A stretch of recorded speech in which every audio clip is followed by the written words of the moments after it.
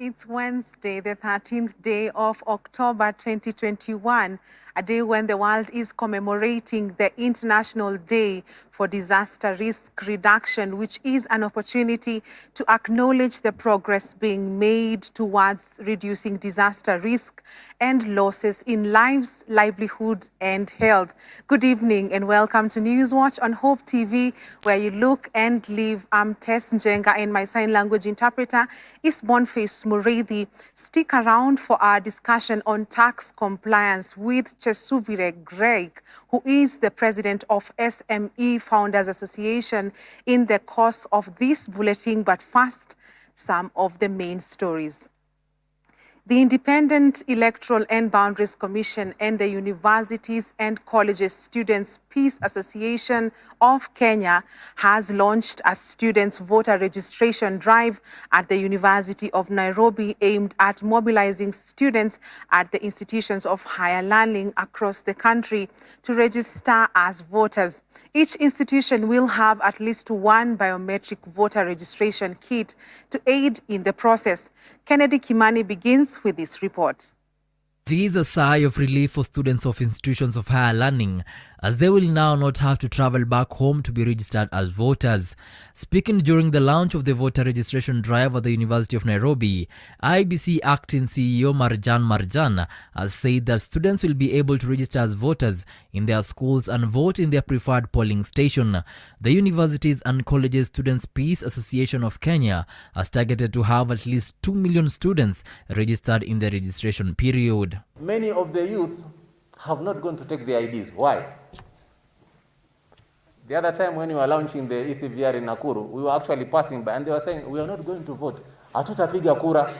You can just imagine the kind of ideology that we have. So youth, mine is just a clarion call to you is that wake up, take charge, go register, convince others to register because it is the beginning of the process.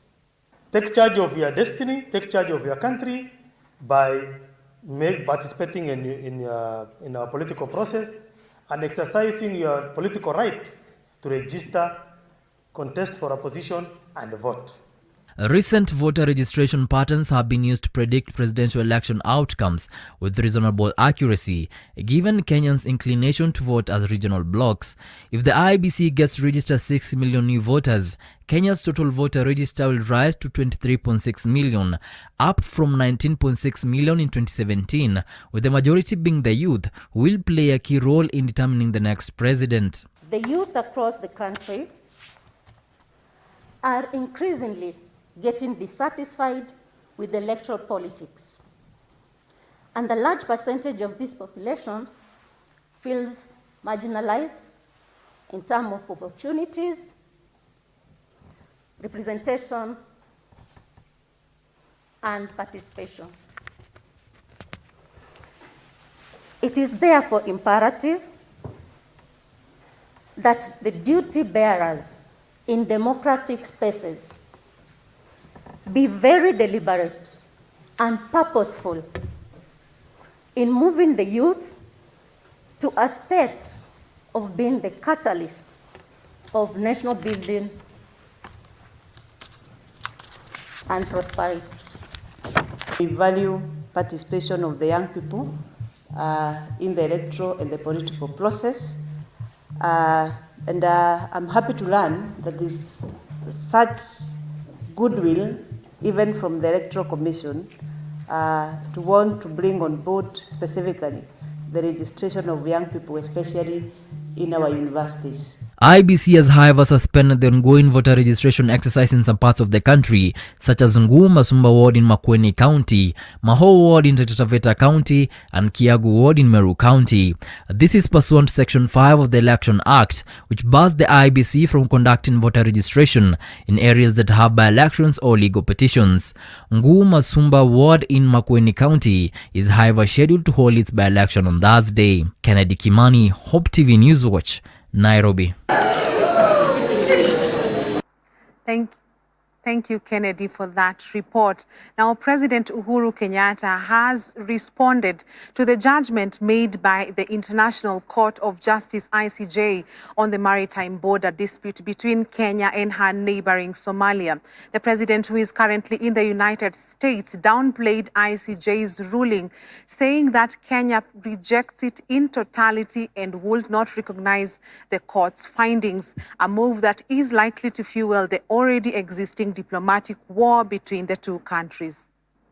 The ICJ delivered its decision in the maritime delimitation in the Indian Ocean case, Somalia, Kenya. Kenya has warned that it will not agree to leave an inch of its territory to Somalia or any other foreign country. Kenya therefore calls on the international community to create an enabling environment for the pursuit of a negotiated settlement.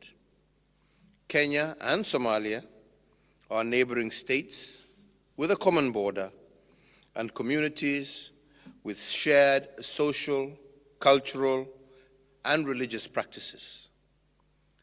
This decision is, in the circumstances, a zero-sum game, which will only strain the relations between our two countries. It will also reverse the social, political, and economic gains and potentially aggravate the peace and security situation in the fragile Horn of Africa region. This follows Tuesday ruling by the International Court of Justice ICJ that largely favored Somalia in a maritime border dispute case that was submitted to the ICJ in 2014 by Somalia. The court therefore considers it unnecessary to decide whether the 1927-1933 treaty arrangement had as an objective the delimitation of the boundary of the territorial sea. The court then recalls that the delimitation methodology is based on the geography of the coast of the two states concerned, and that a median or equidistance line is constructed using base points appropriate to that geography. Kenya never imagined that the ICJ would violate the declaration to the extent of imposing its mandate over expressly excluded matters. President Uhuru Kenyatta, while responding to the ICJ ruling from the United States, accused the Hague-based court of failing to permit the use, let alone the exhaustion, of regional dispute resolution mechanisms, despite the existence of a robust African Union legal framework on border issues and dispute settlement. President Kenyatta said that Kenya will pursue the matter through the institutions of the African Union, such as the African Union Border Program and its peace and security architecture, in addition to other bilateral and diplomatic arrangements. Kenya remains committed to a diplomatic solution to the current impasse.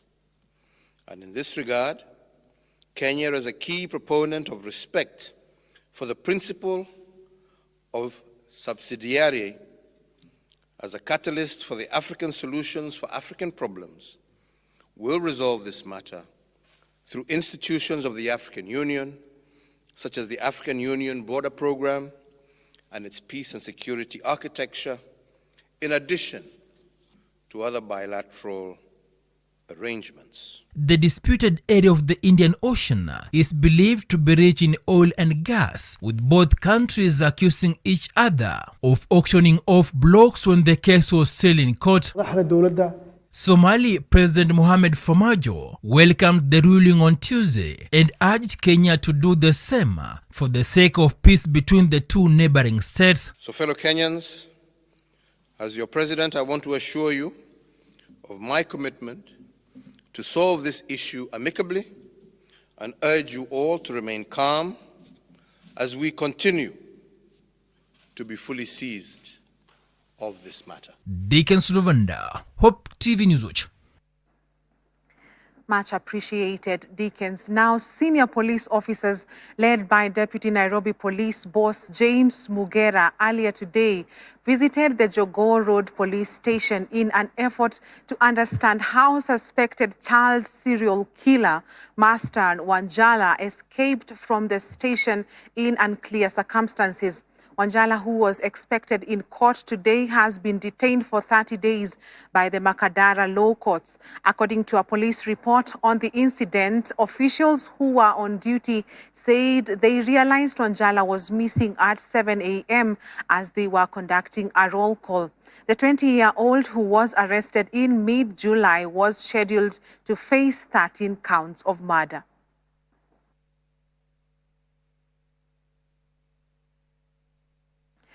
And President Uhuru has joined Kenya's athletic fraternity in mourning Olympian Agnes Jebet Tirop, who was found dead in her house in Iten Town, Elgeyo Marakwet County, this morning with stab wounds in the abdomen.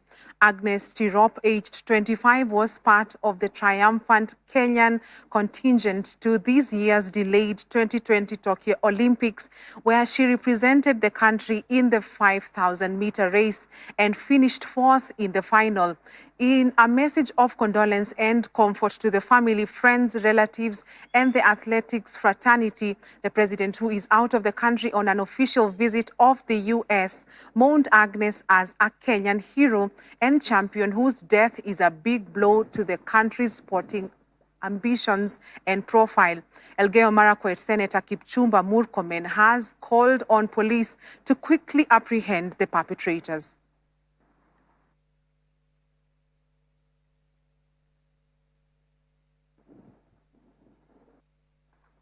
The Council of Governors Finance Committee has come out to reject proposals by the Commission on Revenue Allocation for the fiscal year 2022-2023, saying the proposal does not factor in the increment expected in revenue collection for that period.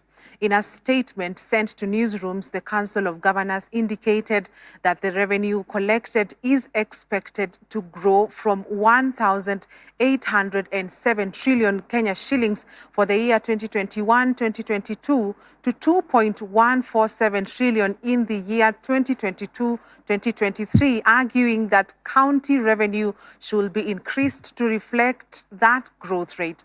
Grace Wangoi has the details. We have had the ever-sour relationship between the Council of Governors and the Commission on Revenue Allocation, CRA, has escalated after the Council of Governors Finance Committee rejected the Commission's proposal for revenue allocation for the fiscal year 2022-2023 for both levels of government. According to the governors, the allocation for the fiscal year 2022-2023 should reflect the increment in revenue collection for that period, which is estimated to be 2.147 trillion shillings, growth from 1.807 trillion shillings for the fiscal year 2021-2022. Since the onset of the COVID-19 pandemic, there has been slow growth in the economy. It is for this reason that the Council of Governors have opined that an increase in county revenue share will stimulate growth of economy in counties. In a statement sent to newsrooms, Council of Governors alleged that the reasons cited by the Commission on Revenue Allocation include slow economic growth, constrained fiscal framework, need to contain the public debt, and the need to finance and provide security for the elections in 2022. A matter that governors are in complete disagreement with, saying the national government should step in to finance the gap left, as has been the case in successful financial years, adding that county governments will not stand to be affected negatively with the revenue allocation. The Council of Governors Finance Committee consultative meeting, which was chaired by Laikipia Governor Ndiritu Mureithi, called on CRA to review their proposals and increase the allocation to counties. but if you analyze it, Grace Wangoi for Hope TV News Watch. Thank you, Grace, for that report. Now, Interior Cabinet Secretary Dr. Fred Matiang'i has sent a word of caution to fuel retailers in the country, speaking when he met the Steering Committee on Implementation of the Presidential Task Force on Review of Power Purchase Agreements report. Matiang'i said that it will not be business as usual. President Uhuru Kenyatta had on Monday this week given the John Ngumi 16-member-led committee the next 240 days to implement what will be a major shift in power purchase agreements. We have been told to make sure that working with the Ministry of Energy, the CS and PS, and working with the various agencies, KPLC and others, we deliver a report on the implementation to make sure that we have done substantive implementation by the beginning of December. I am satisfied that we are going to deliver on the strategic guidance of the President. All stakeholders are on board, and the ministry will take the lead in making sure that this implementation is done timeously and the effect of it are felt by the Republic of Kenya citizens. In the coming days, you will see significant changes in the sector, significant changes in the cost of fuel. We are targeting significant changes in the cost of power and streamlining and bringing about greater efficiency in the manner in which these organizations work. It becomes necessary to do this so that, as we say, we address our strategic objectives in developing our country and ensuring that we address the challenges such as the cost of living, cost of doing business around and stuff like that. So I can confirm we are on the right track on this. It is going to be a day-to-day assignment that will see us working almost on a 24/7 basis. And we now go to our interview segment for the night, and we are talking about tax compliance. In studio joining us through Zoom, we have Chesubire Greg, who is the president of SME Founders Association. Welcome, Chesubire. Thank you, Tess. Good to be here. Welcome. Now, a new survey has revealed that only 3 out of every 10 Kenyans, that is 29%, are paying their pay-as-you-earn taxes on income. The survey, conducted by the East African Tax and Governance Network, co-authored by TIFA Research, raises an alarm on tax compliance and revenue mobilization efforts in the country. On to our first question, how is it possible that 71% of Kenyans are escaping paying their taxes? I don't think it's escaping, actually, Tess, because pay-as-you-earn is for people with regular salaries. The bulk of Kenyans are employed in the informal sector. In fact, it's about maybe 14.5 million individuals. So how do you then connect that their sporadic informal income can be taxed on a monthly basis according to a very specific scale, right? If the people are going to continue to be in the informal sector, then pay-as-you-earn doesn't quite factor for those who are employed informally. So when we say 71%, is it 71% of those who are employed, or is there a different mechanism that caters for those who are in the informal sector? And I think that's what we need to think about. It also simply says that if you can't find me in the system, if I don't have a PIN, how do you collect? If you don't know how much I earn, how do you collect? And that for me is the bigger question. So what does that say about the people in the informal sector? Mm-hmm. What does that say about the Kenya Revenue Authority? Is it that they have not mobilized people to get PINs and be able to submit their taxes as they ought to? Let me flip that on its head and ask, what does that say about the Kenyan people? We have fewer of us with regular income. So even if I have a PIN and I don't have income, you can't tax me. You can't prove I earned income. So the thing about this whole conversation is not just what it says about KRA. It talks about our economy. KRA wants to collect. Maybe the mobilization about having PINs is not there. Maybe it is there and people have opted not to. Because a lot of people stay in the informal sector because government inataka pesa mingi. The government just wants too much money. You're feeling, I'm earning so little, how do I then give X percent to taxes, which won't come back to me anyway? So that could be the mindset of the people. Maybe KRA can do more and educate people, and I think that's a possibility.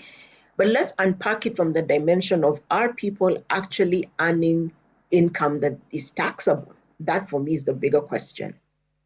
Okay, let's assume that they are earning an income that is taxable, but it says 21% of respondents to the survey indicated that they avoid paying taxes. That means even if they may have money that is taxable, what does that say about Kenyans? Do we understand the value of paying taxes? I think many of us don't, and I'll tell you why we don't. We pay tax and somebody pockets it. If you listen to the conversations on the street, they're like, tulipe kwa nini alafu wakule? So I don't even think it's a function of not understanding. It's a function of why should I pay taxes and it ends up in one person's pocket? That's number one. The second reason they would avoid taxes is, do they get the requisite services? So a lot of our people are making that decision based on, how do I keep money in my pocket and food on the table? Do they see where their money goes? No. Do they see other people in high places avoid tax? Yes. So then, kama fulani halipi kwa nini nilipe?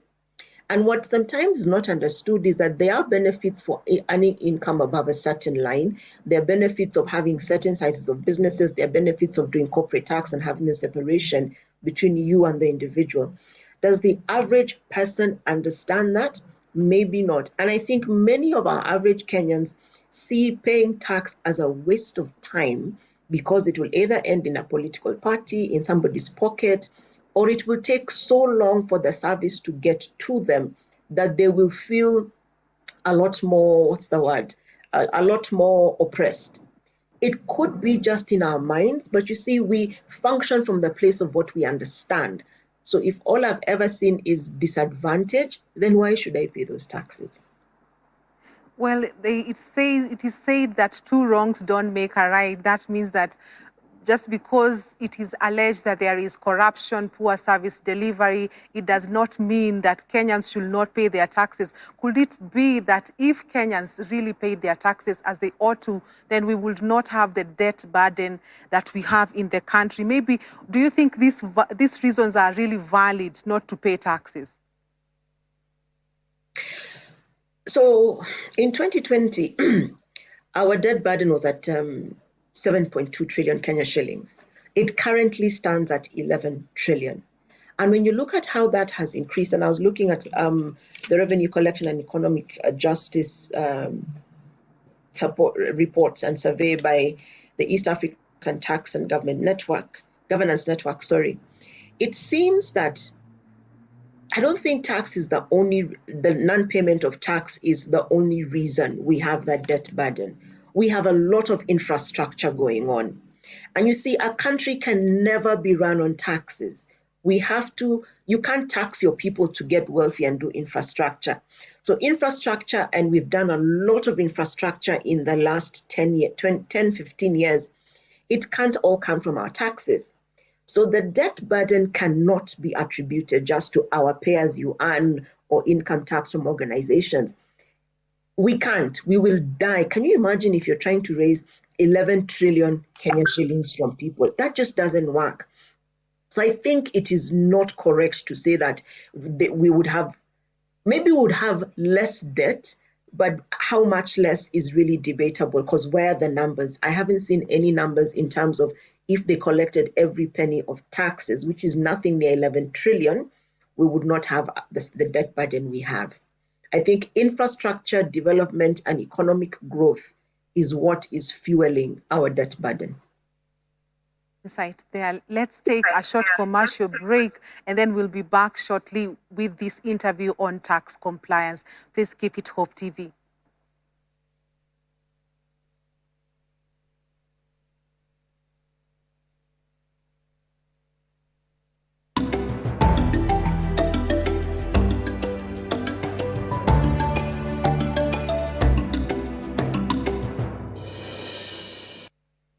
Hope TV is where you look and live, with an excellent selection of the best Christian programming consisting of local and international content of inspirational stories, talk shows, Bible commentary, youth, health shows, children entertainment, contemporary gospel music, extended times of worship, live broadcast, news, movies, drama, Christian ministry programs, and so much more.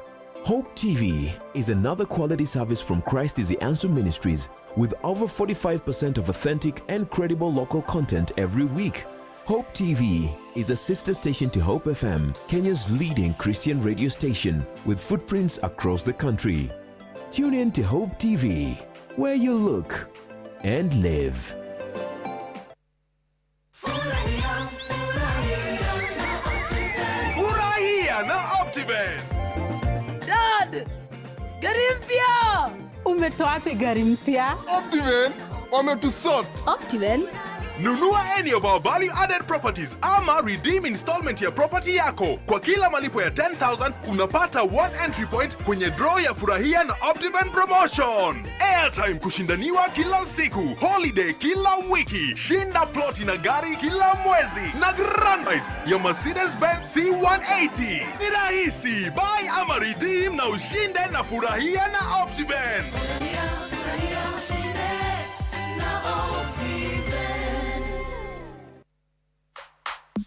Yes, I have come to testify.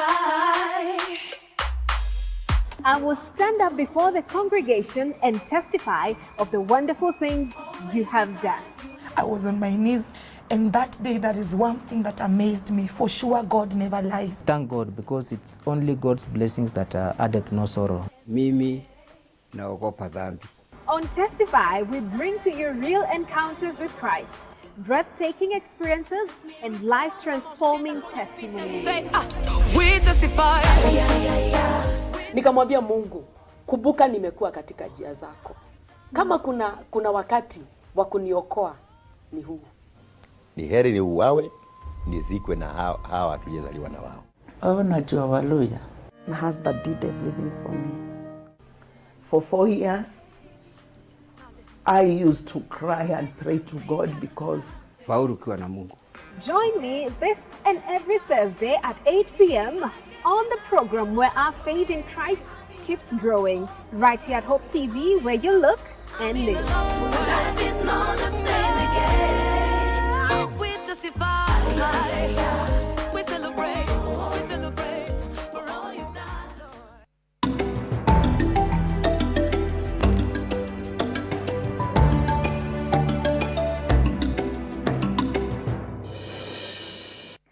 A very warm welcome back. Glad you're still with us. Let's continue with our interview on tax compliance. In studio with us, we have Chesubire Greg, who is the president of SME Founders Association, joining us via Zoom. Where we had stopped off, let's continue. Only 52% of the surveyed respondents of the survey reported to have filed their tax returns, with the bulk of this sum of 70% being from the formal sector. What would you say will be the reason behind not filing tax returns? So like I mentioned earlier, a lot of people feel that there's too much that we are being asked to pay. But let's think about it like this. A few reasons why. Many of us don't understand the importance of tax returns. You can even file a nil. Many people don't know they can file a nil. The other reason that people probably didn't file was that economic growth was just lower than expected. So maybe I used to be in the bracket, I used to earn money that's taxable, but now because of COVID and the impact of the same, my business is down, I may have been retrenched. Some of us are earning for days worked as opposed to full salaries. So things like that could be in place. In other places, it's just survival tactics. Like we said earlier, people are probably discouraged because of things they've seen. They've seen corruption, they've seen people around them steal, they've seen people get away without filing. And so when you put all those together, the slowed economic growth, the lower income, and just the sense of discouragement that some people have, you will find a lot of the informal sector not filing. But they also don't understand, and I think it took me a while to understand that the value of being compliant, because compliance now, as you grow in your business, as you formalize, then there are benefits of being able to get tax compliance certificates and all that.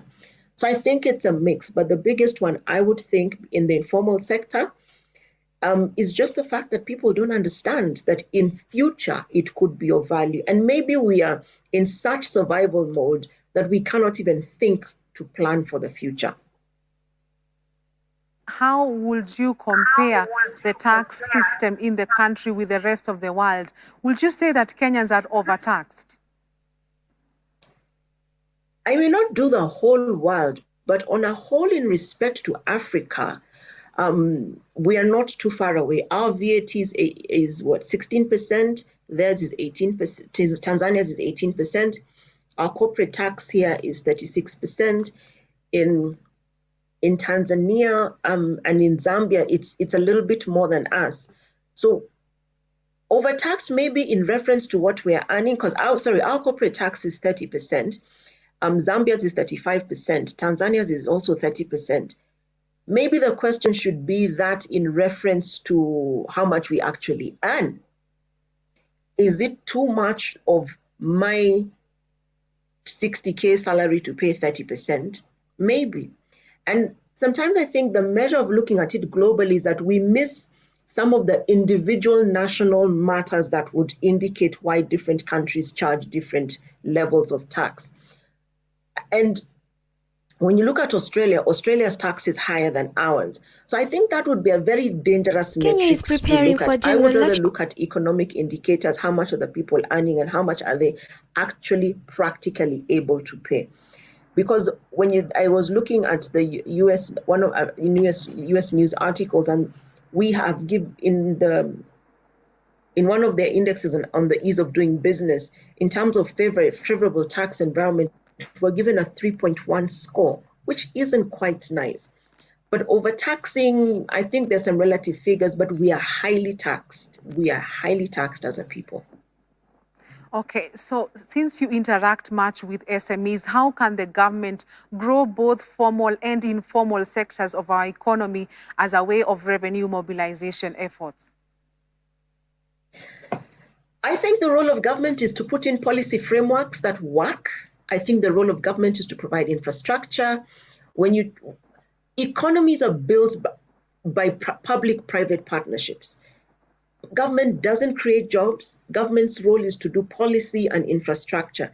So if we can create the right environment, if we can create a conducive environment for business, if we can have the right infrastructure in place, if they can be training for people to understand what is important, that does one measure of it. If we would create the infrastructure to support the gig economy, the gig economy is what is working now. We will see a major decline in corporates, large corporates. Why? The way the world has gone, it is the specific skill sets that will work. Anything that can be automated will be automated. Again, if we begin to pursue the circular economy, where when you go into production, you use everything in your value chain, even your waste is turned into something. If we're able to pursue that combination of infrastructure, policy, and government keeping to what it is good at, and then adding training to the mix, and having created an environment that you can have the younger people thrive through the gig economy, and we can consume everything and reduce our waste management, you will find that I may be the producer of, let's say, I'm making plantain crisps, okay? So a farmer will grow the plantain, I will make the crisps, and then somebody else can come and pick the leaves and the stalks and the stems and turn them into manure, which will go back to the farmer. If we can focus on these kind of things and then manage our tax regimes and our tax costs, that will enable more and more of our people to rise above the poverty line sustainably. And then now that will, over the long term, build our economy to a lasting position. Now, 56% of Kenyans, however, indicated that they are willing to pay taxes, even if there are no consequences for tax avoidance, whereas 44% would gladly avoid taxes should immunity from the government exist. What is your interpretation of these percentages? That tells me, by and large, Kenyans are honest, by and large, okay? It also tells me that there is apathy. People are tired, people are discouraged, people have too much to deal with. I don't know if you remember the story that was doing the rounds online and in the news about there were some men who live along the Nairobi Expressway who have progressively stolen the Mabati protectors for what they're building. And I remember listening to one guy who said, why should the road be protected and I have no roof over my head? If we think about it like that, and we realize that 60% of our nation is under the age of 25, which means the people we're actually talking about who are taxable and who are actually inputting majorly in the economy are less than 40%. By and large, our people are tired. Our young people are already discouraged before they start. So it just tells me that we need to have a conversation with our people that will encourage them to go into business, will encourage them to pursue other economic activities, and will also build their spirits. Because when our people are tired, when our people are apathetic, when our people are willing to skive and steal, it means their ability as a nation to reach our economic markers is severely limited. Thank you. And would you say those are some of the measures that KRA can put in place to ensure growth in tax compliance? No, okay, maybe, but the big thing about KRA needs to be seen as friendly. You know, most of us see KRA and we duck under the table. As business owners, we have experiences. You just hear KRA is in the building, we shut our doors, we disappear, we walk out, you know. And I think we need to have a mindset change. One, from the internal perspective of KRA, because many of the business owners who've interacted with KRA, you feel like they're trying to fleece you. I remember sitting with business owners whose businesses have gone under because they made one mistake, and when KRA came calling, what they asked for was so colossal, they closed, right? So we need to have a mindset shift on both sides. One, don't come aggressively. You will destroy your people. But again, also help people understand the value of taxes. To improve compliance, let's close the corruption loopholes. Let's close, even within KRA, you can, it's a lot better these days because of the digital filing, but you can always find a person or two who's willing to bend the system for the other. Let's close those loopholes. Let's encourage people to understand the value of paying their taxes. And let's find mechanisms to ensure that money gets used the way it is supposed to be used. And mindset change comes with training. It comes with using, mobilizing on a larger scale by neutral parties who can be trusted. Because if KRA goes to many business people and even the informal sector, guys duck. It's the same thing they do if you go into the market and Kajo shows up. The guys are there illegally. Kajo shows, they're gone, they are vamoosed.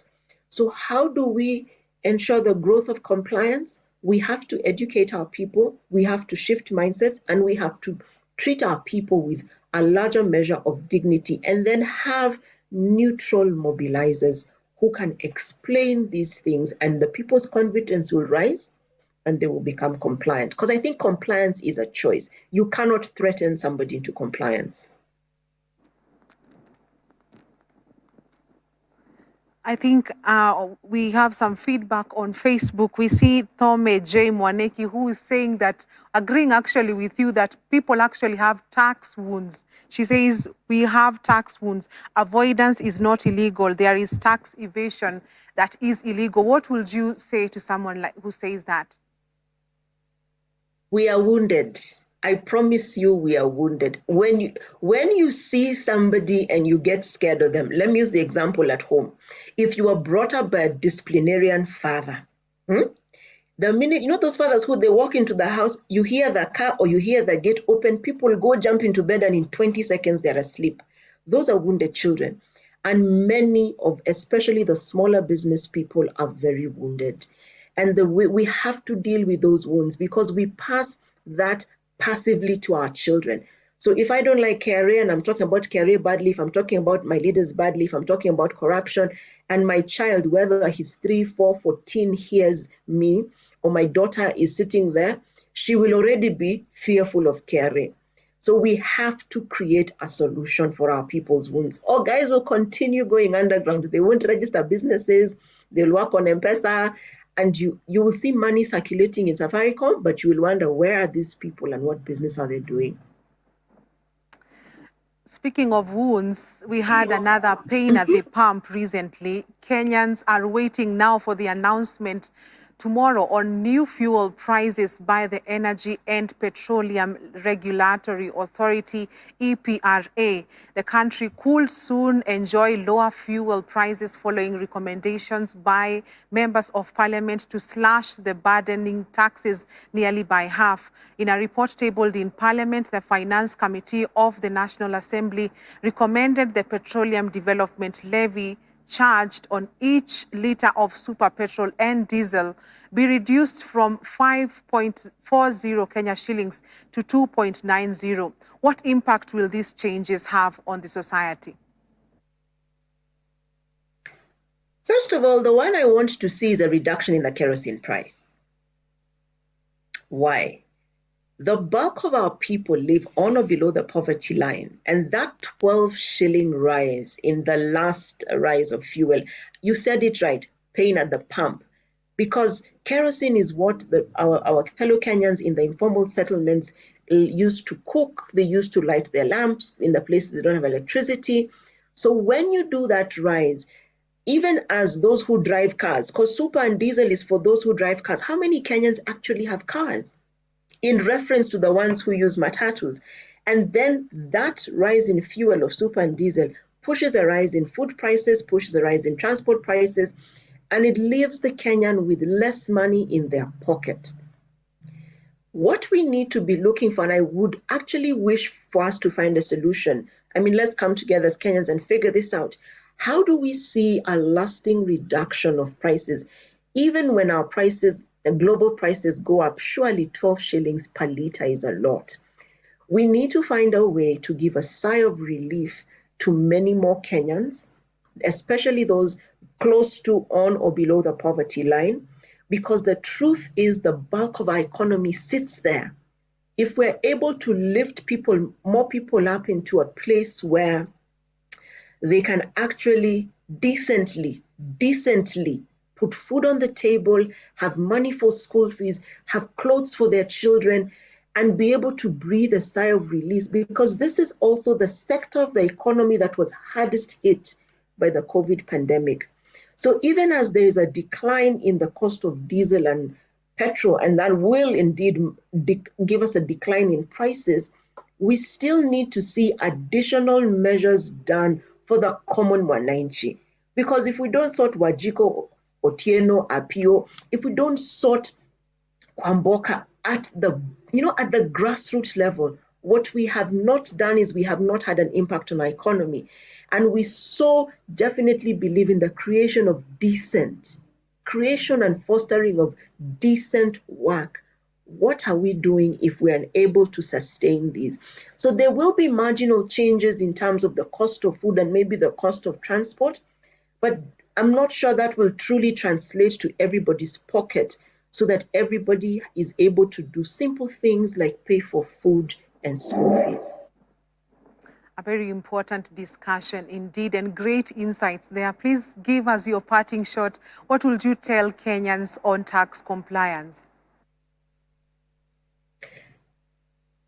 I will go to scripture, and scripture says, give to Caesar what is Caesar's and to God what is God's. To God what is God's. So this is the thing. There are things like VAT, sio pesa yako, that's government money. So VAT is applied after you have done your costing.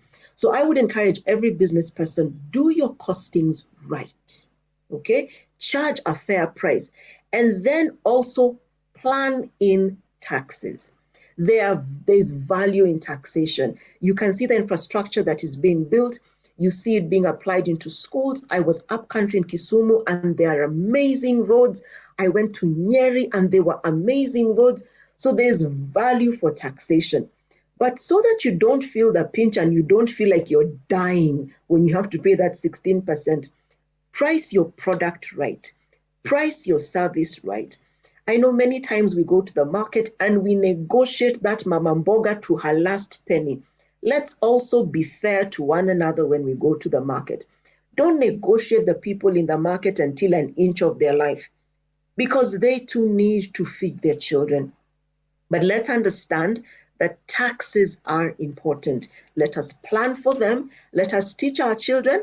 There's a common saying that says there are two things that are unavoidable: death and taxes. So let's be wise to understand that it is a part of life, and then plan for it and ensure that we teach our children and our children's children to plan for it. And let's be fair to one another when we negotiate prices. Great parting shot there, Chesubire Greg, who is the SME Founders Association president. Thank you so much for making time for us as we discussed tax compliance. Much appreciated. Thank you for having me. Have a good evening. Always a pleasure to have you. Have a good evening too. Let's continue with the day's stories. The Angaza movement, a national and grassroots grouping of active citizens and human rights activists, have come together to support civic participation, enhance electoral integrity, and transform political leadership in Kenya. The movement's agenda on electoral integrity will, through advocacy and political dialogue, push for transparent and accountable electoral and political processes, as well as citizens' active participation in electoral processes. As Dolly Murigi tells us, the Angaza movement is set to focus on 5 key issues, among them unresolved electoral and political injustice and electoral integrity for political leadership ahead of the 2022 general election. Kenya is preparing for a general election in 2022, but this time, amidst the COVID-19 pandemic, has been characterized by numerous human rights violations, reduced to face-to-face outreach program, diminished civic spaces, and negative effects to the economy, which have led to loss of lives and livelihoods. Respond to. However, Kenyans have been called upon to come together yet again to demand that the principles of democracy and rule of law are adhered to by actively participating in the upcoming 2022 election and subsequent electoral processes. For the citizens' vote to count, transparent, accountable, credible, free and fair elections must be guaranteed. Our mandate is to ensure efficient, free and fair resolution. In this regard, the Angaza movement TAM, which was launched on Wednesday, has come together to support civic participation, enhance electoral integrity, and transform political leadership in Kenya. The Commission has done certain things that are very good. The Commission have not done certain things that are very good. And I think we cannot leave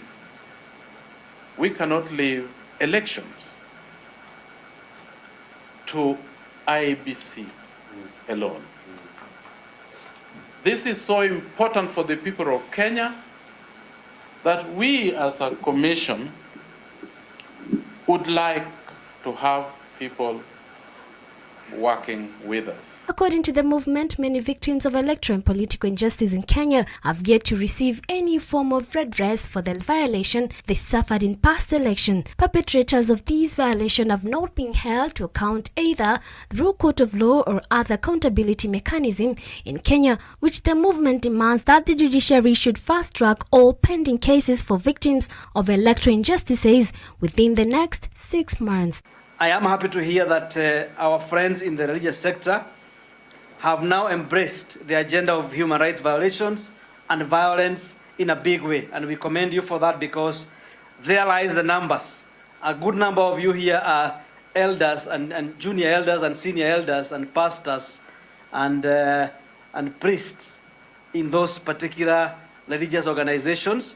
So let's urge our leaders, the clerical ones, to really embrace this agenda as we go to the elections. Thank you very much. However, the movement demands that the Kenya Police Service and all political parties protect women against all forms of political violence by guaranteeing a safe election environment for the enjoyment of political rights, as violence against women has been witnessed in the past. We are going to discuss with IPOA to account for police accountability, police violence accountability and human rights violations in the last 5 years, and out of that we'll be able to arrive at a position with regard to how we are going to engage during the electioneering period 2022. Dolly Murigi, Hope TV, News Watch.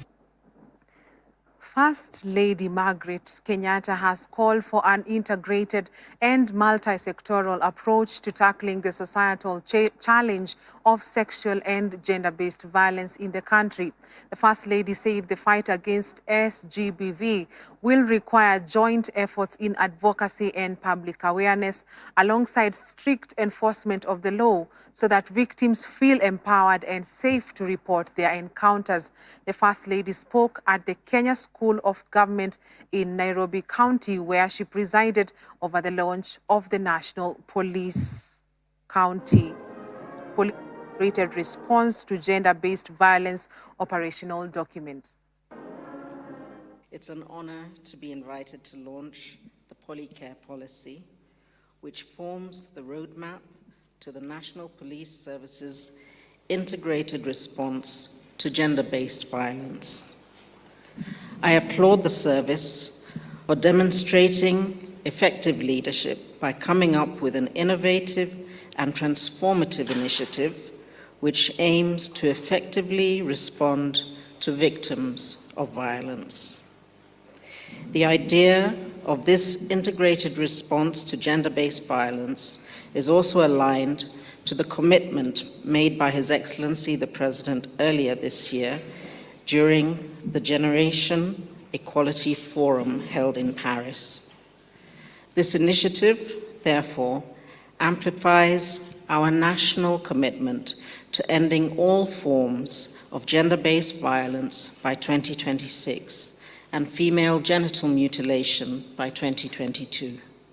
It also aligns with the commitments made during the 25th anniversary conference on the International Conference on Population and Development, Nairobi Summit, to end female genital mutilation by strengthening coordination on legislation and policy framework, communication, advocacy, and evidence generation on elimination of FGM.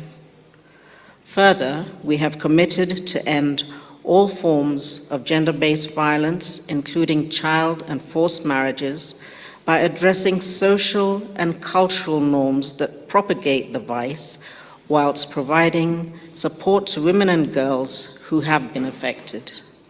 And lastly, we must ensure universal access to quality reproductive health services, including the prevention and management of GBV.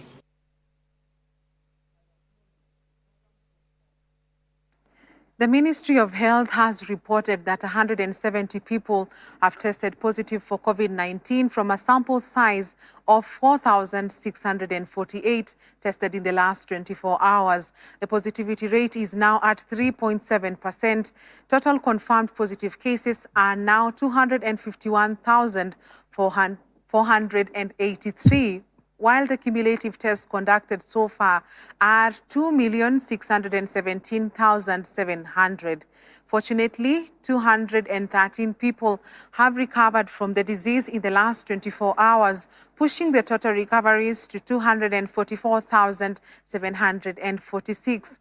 At the same time, 3 people succumbed after conducting facility record audits for the month of October, which now brings the cumulative fatalities to 5,198.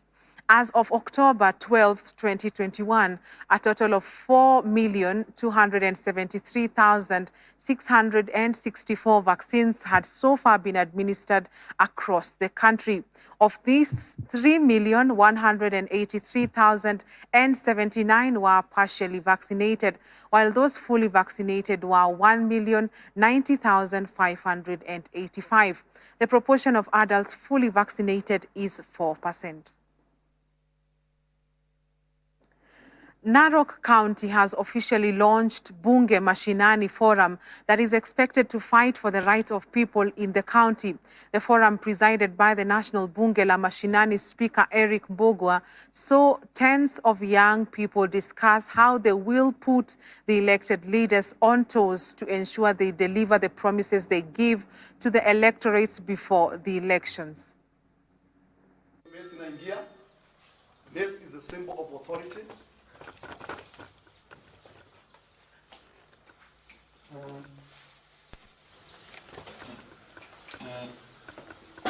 Tumeongea biashara, tumeongea nini, lakini hii sasa ndio itabadilisha.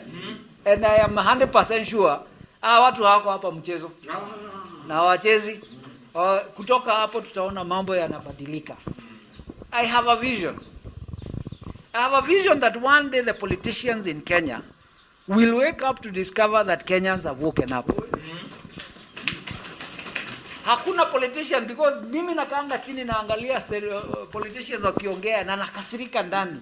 Kwa sababu nashinda watu wanadanganya watu hadharani tu, and they are not even afraid to lie in public. Now the only person who can hold these people to account is the Kenyan himself.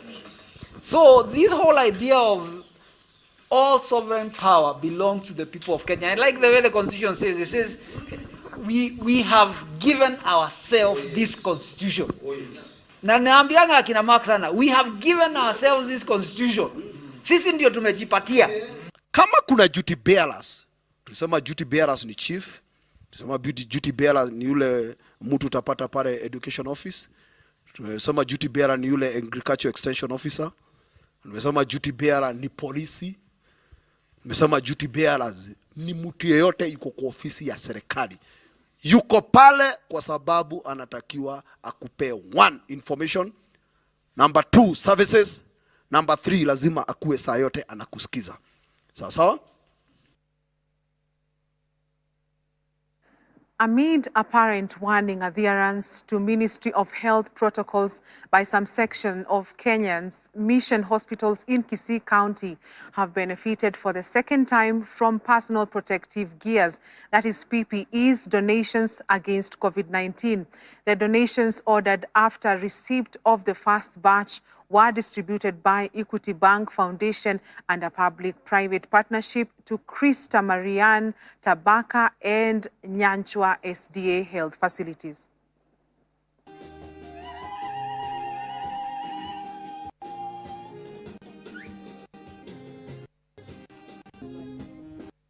We believe in private partnerships, and this is one of the partnerships that we hold dear, and we will continue supporting any agency that will be fighting the pandemic that has hit us.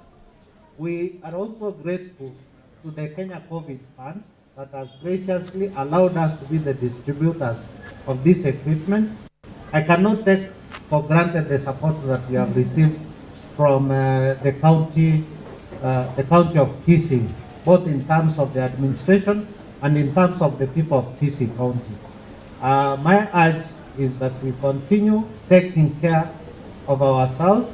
Let us sanitize, let us use masks properly, let us understand that this pandemic called COVID-19, you may not understand the effects until it touches a person who is very, very close to you. Let us avoid waiting until that time so that we can keep our generations protected. As a bank, we are the first people to feel the effect of a battered economy as a result of this COVID-19. Now, I would urge Kenyans that even for our economy to open, we need to be safe. There's no reason of us, not being cautious, and we hope that by magic the economy will be open. We have a responsible government that may not want to expose the citizens of this country. So my urge is that we take the precautions that are issued from time and again by the Ministry of Health. Otherwise, as we live here today, we are proceeding to Tabaka Mission Hospital. In this county of Kisii, we are going to have at least 4 facilities supported with PPEs. Thank you again. Across borders, the European Union has pledged €1 billion in packages for Afghanistan to avert a major humanitarian and socio-economic collapse. The EU, however, stressed that funds are for Afghans and will be channeled to international organizations working on the ground, not to the Taliban's interim government, which Brussels does not recognize. EU development aid, which is different from humanitarian aid, still remains frozen. The €1 billion aid package will boost the health system in Afghanistan.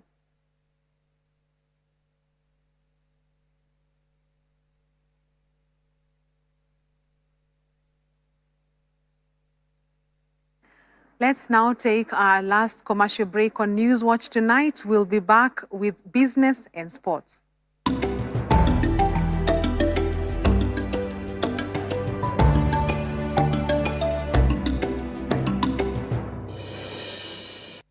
Our world needs humble, confident, bold, and integrity-infused leaders.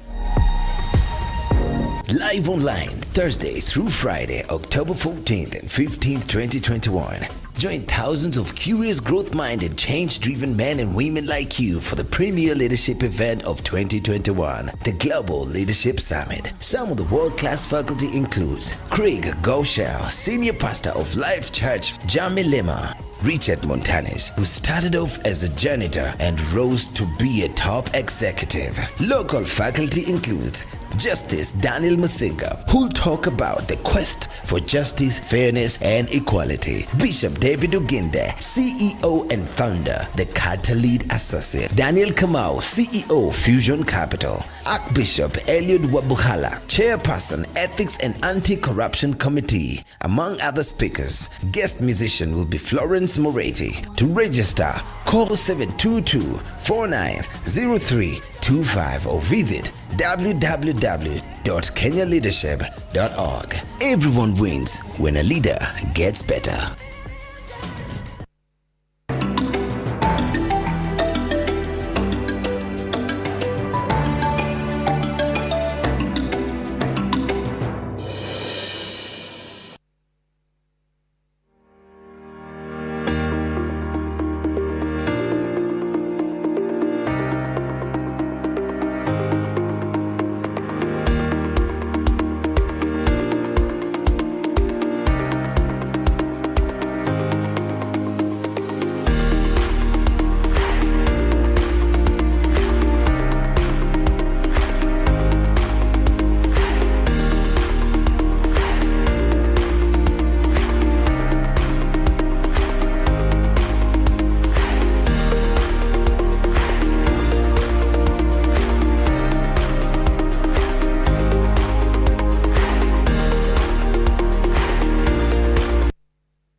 Let's continue with business. Local motor vehicle assemblies companies are foreseeing setting higher sales after President Uhuru Kenyatta directed all ministries and other state agencies to buy locally assembled cars. Speaking in Mombasa, Simba Colt Motors Mombasa branch manager Francis Karaoke said the president's initiative will make customers gain confidence in locally assembled vehicles. We are very happy with this initiative that we have seen introduced by the president, where we want to the customers to buy the products assembled here. The initiative Buy Kenya, Build Kenya is helping us as a branch, as a company at large. So what will this mean then for us as a company? It means that customers will start to appreciate the local products. When they see the numbers that the government is buying, the police is buying, then they have confidence with the products. Like, this is an excellent pickup, and we will see many in the market after the police puts this into operation.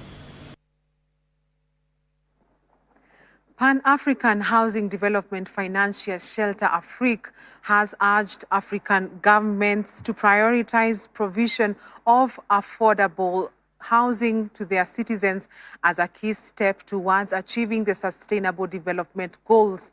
Speaking in Nairobi after paying a courtesy call to Kenya's Cabinet Secretary for Infrastructure, Housing and Urban Development, James Macharia, the President of Shelter Afrique General Assembly and Cameroon's Minister of Housing and Urban Development, Honorable Celestine Kecha, said housing is at the heart of Sustainable Development Goals, adding that little could be achieved if the housing sector is ignored. Housing is the heart of SDGs. You can't talk about sustainable development without talking about accommodating your population. When there is no housing, people are obliged to occupy the rivers, the non-constructible sites, and all this create a problem with climate change.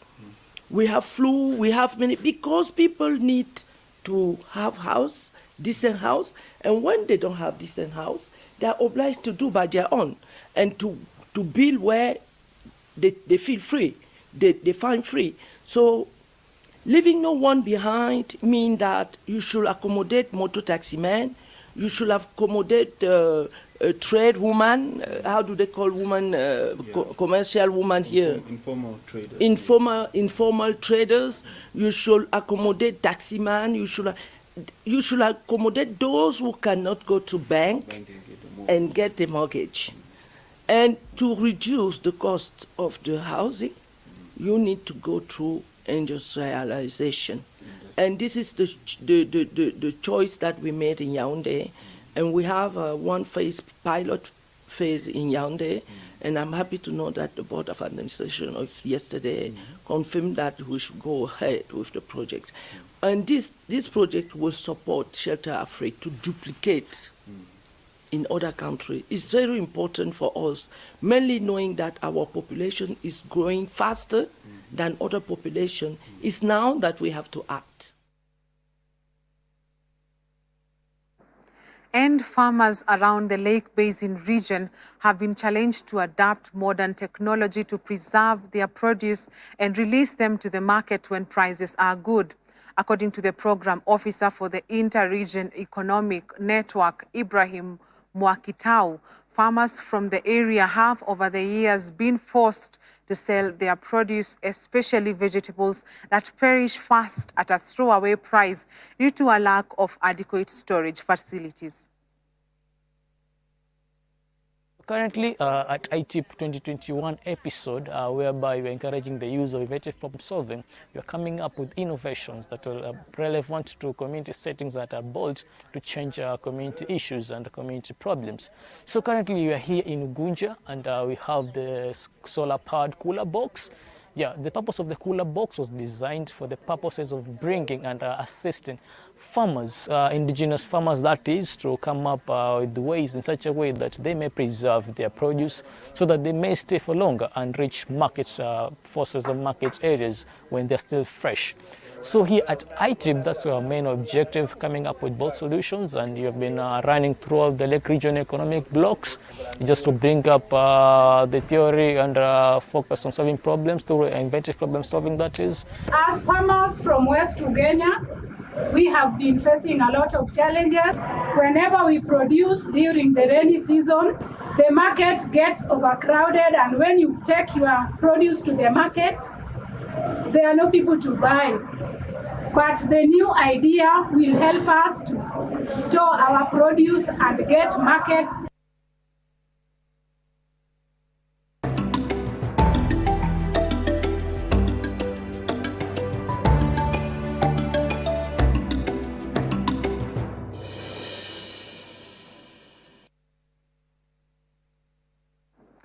Now in sports, Harambee Stars legend Musa Otieno is now a coaching trainee pursuing the elite CAF B license, the second highest qualification available in Africa. The Kenya's great, who started his coaching journey right before his retirement in South Africa, now says the best way to give back is training coaches. Musa is urging other clubs to imitate this example for its senior players to help them as they transit to the next level in their football careers. He also debunked the notion that as long as one is a football player, they are automatically qualified coaches.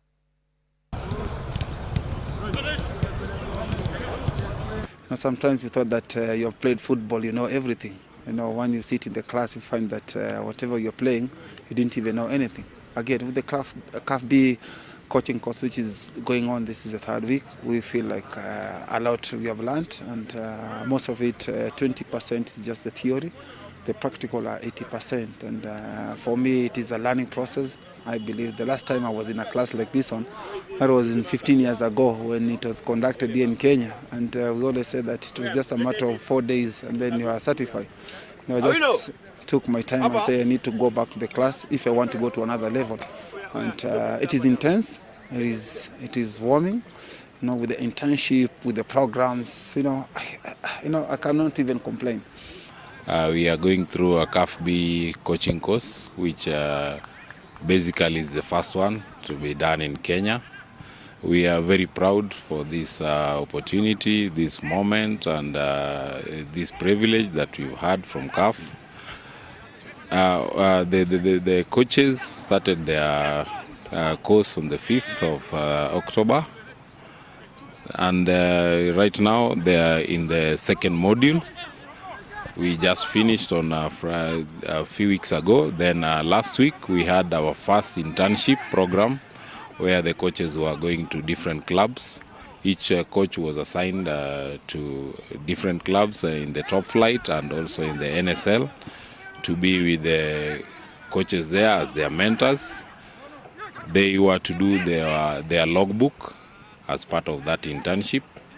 This week we are doing a group internship program, which is known as the portfolio.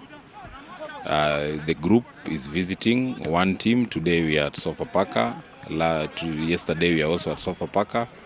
Tomorrow and the day after tomorrow we might visit another team subject to confirmation. And that's where we wrap up Newswatch tonight. On behalf of the team, thank you for watching. I'm Tess Njenga, and my sign language interpreter is Boniface Mureithi. God willing, see you tomorrow, same place, same time. For now, have a good night and God bless you. We'll leave you with the weather forecast.